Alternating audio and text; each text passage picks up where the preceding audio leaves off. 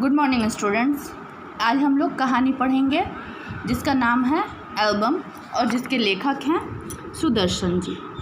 सुदर्शन जी का जन्म 1896 में अविभाजित पंजाब के सियालकोट नगर में हुआ। इन्होंने कई उपन्यास तथा कहानी लिखी।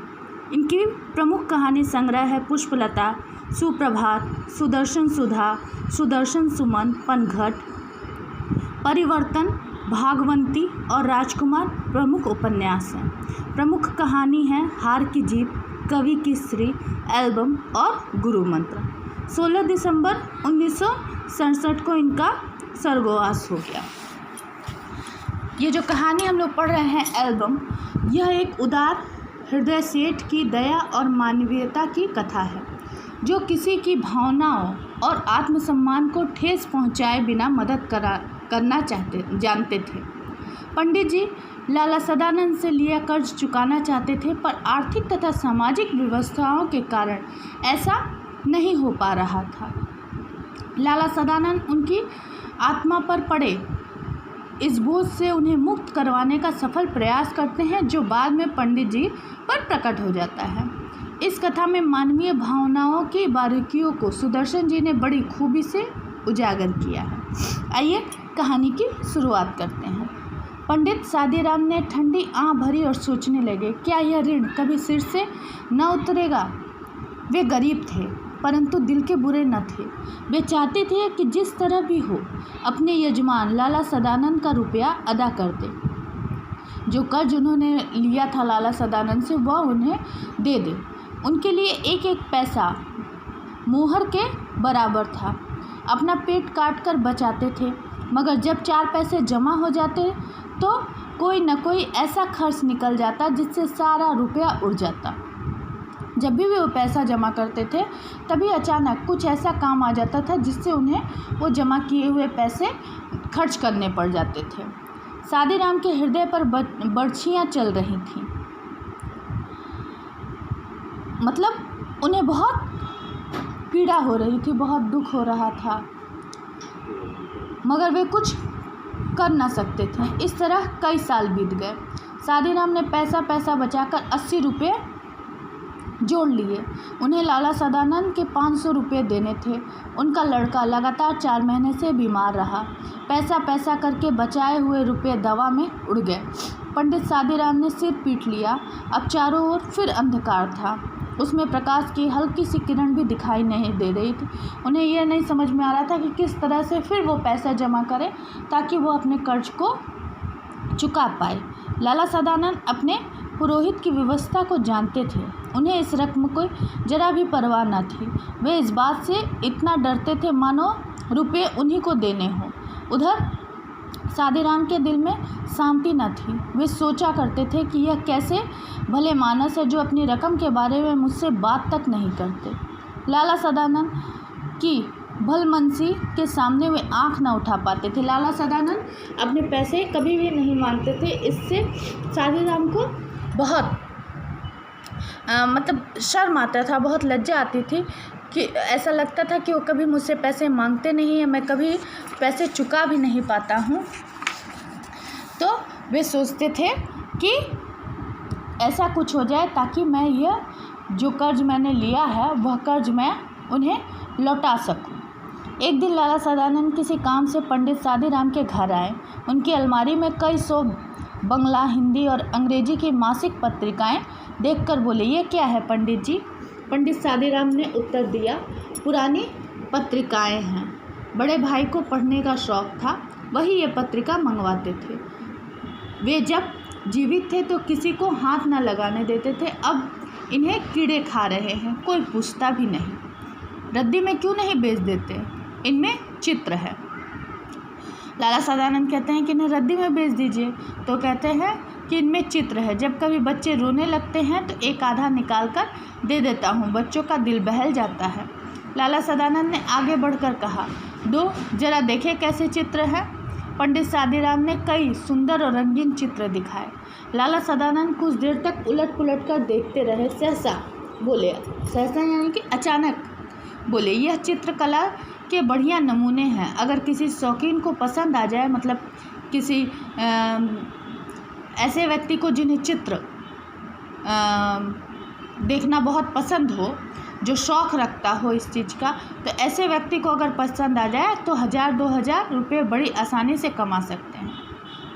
पंडित सादीराम ने एक ठंडी सांस भरकर कहा, ऐसे भाग्य होते तो यूँ धक्के न खाता फिरता। लाला सदानंद बोले, एक काम करें। पंडित जी पूछते हैं, क्या? जितनी अच्छी अच्छी तस्वीरें हैं सबको छांटकर अलग कर लें।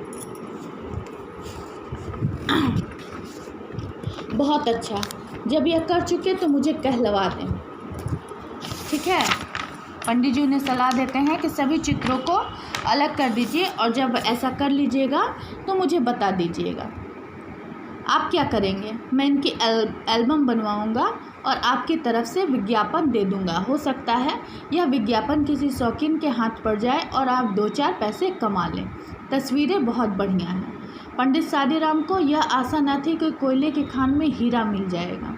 घोर निराशा ने सभी द्वार बंद कर दिए थे। लाला सदानंद के कहने से पंडित जी दिन भर बैठकर तस्वीरें छांटते रहते। शाम तक 200 बढ़िया चित्र जमा हो गए। उस समय वे उन्हें देखकर स्वयं उछल पड़े। उनके मुख पर आनंद की एक आभा नाचने लगी। वे उन चित्रों की ओर इस तरह देखते थे मानो उनमें से हर एक में 10 का नोट हो। बच्चों को उधर देखने तक न देते थे। वे सफलता के विचार में झूमने लगे। मतलब वो सोचने लगे कि ये शायद किसी को पसंद आ जाएगा, जिससे उनके पैसे मिलेंगे तो वह अपने को ऋण मुक्त कर पाएंगे। लाला सदानंद ने चित्रों को एल्बम में लगवाया और समाचार पत्र में विज्ञापन दे दिया। अब पंडित सादीराम हर समय डाकिये की प्रतीक्षा करने लगे। वे रोज़ सोचते थे कि आज कोई चिट्ठी आएगी। दिन बीत जाता और कोई चिट्ठी ना आती थी। रात को आशा सड़क की धूल की तरह बैठ जाती थी। दिन भर जो आशा लगा के रखते थे कि कोई डाकिया आएगा, चिट्ठी आएगी, रात तक कुछ नहीं आता था तो वह फिर निराश हो जाते थे। मगर दूसरे दिन लाला सदानंद की बातों से टूटी हुई आशा फिर जुट जाती थी। दिन बीतते गए। आखिर एक दिन सादीराम के भाग्य जागे। कोलकाता के एक मारवाड़ी सेठ ने पत्र लिखा कि एल्बम भेज दो, अगर पसंद आ गया तो खरीद लिया जाएगा। पंडित सादीराम दौड़े हुए लाला सदानंद के पास पहुंचे और उन्हें पत्र दिखाया। लाला सदानंद ने पत्र को अच्छी तरह देखा और जवाब दिया, रजिस्ट्री कराकर एल्बम भेज दो। शौकीन आदमी मालूम होता है, खरीद लेगा। और मूल्य लिख दो, 1000 रुपये से एक पर सौदा न होगा। मतलब 1000 रुपये से एक कम में भी सौदा नहीं होगा। अर्थात एल्बम का दाम 1000 रुपया तय किया गया। कुछ दिन बाद उन्हें जवाब में एक बीमा मिला। पंडित सादीराम के हाथ पैरों से ज़्यादा उनका दिल काँप रहा था। उन्होंने लिफाफा को खोला और उछल पड़े। उसमें 100 के 10 नोट थे। पहले उनके भाग्य ने करवट बदल ली। अब वह पूर्ण रूप से उठकर बैठ गया। पंडित सादीराम सोचने लगे, अगर 2000 रुपये लिख देता तो शायद उतने ही मिल जाते। इस सोच ने उनकी सारी खुशी किरकिरी कर दी। अब उन्हें लग रहा था कि 1000 के बदले अगर 2000 बोलते तो शायद वो भी मिल जाता। ऐसा सोचकर उन्हें अफसोस हो जाता है। सांझ के बाद वे लाला सदानंद के पास गए और 500 रुपये सामने रखकर बोले, परमात्मा का धन्यवाद है कि मुझे इस मार से छुटकारा मिला। अपने रुपये संभाल लीजिए। आपने जो दया और सज्जनता दिखाई है उसे मैं मरते दम तक न भूलूंगा। लाला सदानंद ने हैरान सा होकर पूछा, पंडित जी, क्या सेठ ने एल्बम खरीद लिया? जी हाँ, खरीद लिया।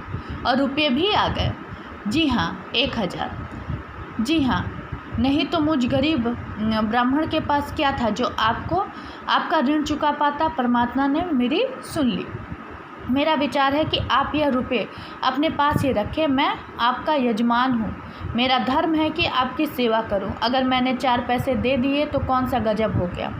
पंडित जी की आंखों में आंसू आ गए। बोले, आप जैसे सज्जन संसार में बहुत थोड़े ही हैं। परमात्मा आपको चिरंजीवी रखे। मगर अब तो मैं ये रुपये न लूँगा। इतने वर्ष आपने मांगे तक नहीं। मुझे आज हल्का होने दीजिए। लाला सदानंद ने चुपचाप रुपये रख लिए। मनुष्य रुपये देकर भी ऐसा प्रसन्न हो सकता है, इसका अनुभव उन्हें पहली बार हुआ। 6 महीने बीत गए। लाला सदानंद बीमार थे। पंडित सादीराम उनके लिए दिन रात माला फेरा करते थे। एक दिन लाला सदानंद चारपाई पर लेटे थे। पास पड़ी चौकी पर पंडित सादीराम बैठे रोगी को भगवत गीता सुना रहे थे। एकाएक लाला सदानंद बेसुध हो गए।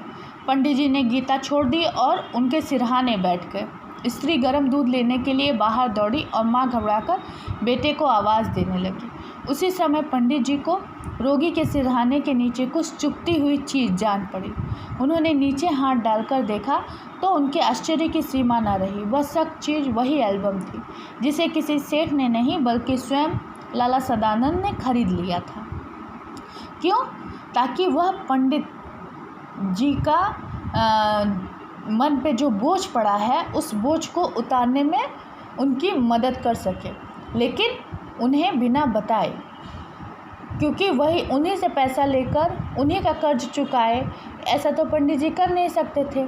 इसीलिए पंडित जी एक सेठ, अनजान सेठ बन कर के उनका एल्बम खरीदते। लाला सदानंद एक अनजान सेठ बन कर के पंडित जी का एल्बम खरीदते हैं और उन्हें कर्ज मुक्त होने का अवसर देते हैं। पंडित सादीराम इस विचार से बहुत प्रसन्न थे कि उन्होंने लाला सदानंद का ऋण उतार दिया, मगर यह जानकर उनके हृदय को चोट सी लगी कि ऋण उतरा नहीं बल्कि पहले से दुगना हो गया। उन्होंने एक ठंडी सांस भरी। कुछ देर बाद लाला सदानंद को होश आया। उन्होंने पंडित जी से एल्बम छीन लिया। धीरे से कहा, यह एल्बम अब मैंने सेठ साहब से मंगवा लिया है। पंडित जी जानते थे कि यजमान झूठ बोल रहे हैं। वे किसी भी तरह यह न कह सके कि आप झूठ बोल रहे हैं, परंतु अब वे उन्हें पहले से भी अधिक सज्जन, अधिक उपकारी और ऊंचा समझने लगे। तो ये हम लोगों ने कहानी पढ़ा एल्बम कि किस तरह लाला सदानंद पंडित जी की मदद करते हैं और साथ ही उनके मन में जो चिंता थी कि वो ऋण नहीं चुका पाएंगे, उस चिंता से भी उन्हें मुक्त करते हैं। पंडित जी जान जाते हैं कि यह सब लाला सदानंद ने किया है, लेकिन फिर भी वो उनके उपकार के सामने कुछ बोल नहीं पाते हैं। ठीक है, इसका प्रश्न उत्तर हम लोग नेक्स्ट क्लास में करेंगे।